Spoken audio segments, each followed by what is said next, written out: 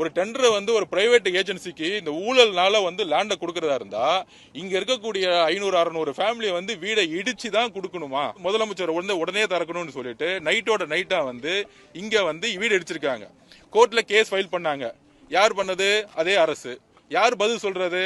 அதே அரசு. இந்த திமுக அரசு எதிர்கட்சியா இருக்கும் பொழுது பட்டா கொடுக்கணும்னு ஏன் சொன்னீங்க?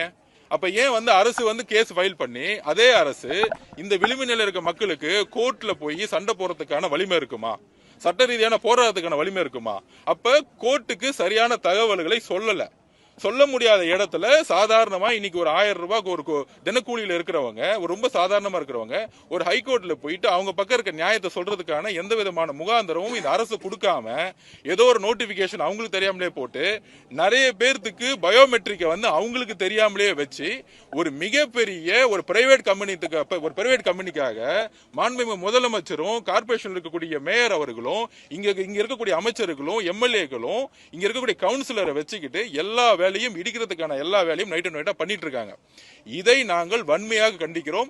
பாதிக்கப்பட்ட மக்கள் கிட்ட கண்டிப்பா இருக்கிறோம். கண்டிப்பா அவங்களுக்கு பட்டா கொடுக்கப்படணும். இது நீர்நிலையா இருந்தா ஏன் ரிஜிஸ்ட்ரேஷன் பண்ணீங்கறத மாண்புமிகு மூர்த்தி அவர்கள் சொல்லணும். ஏன் இபி கனெக்ஷன் கொடுத்தீங்கறத மினிஸ்டர் சொல்லணும்.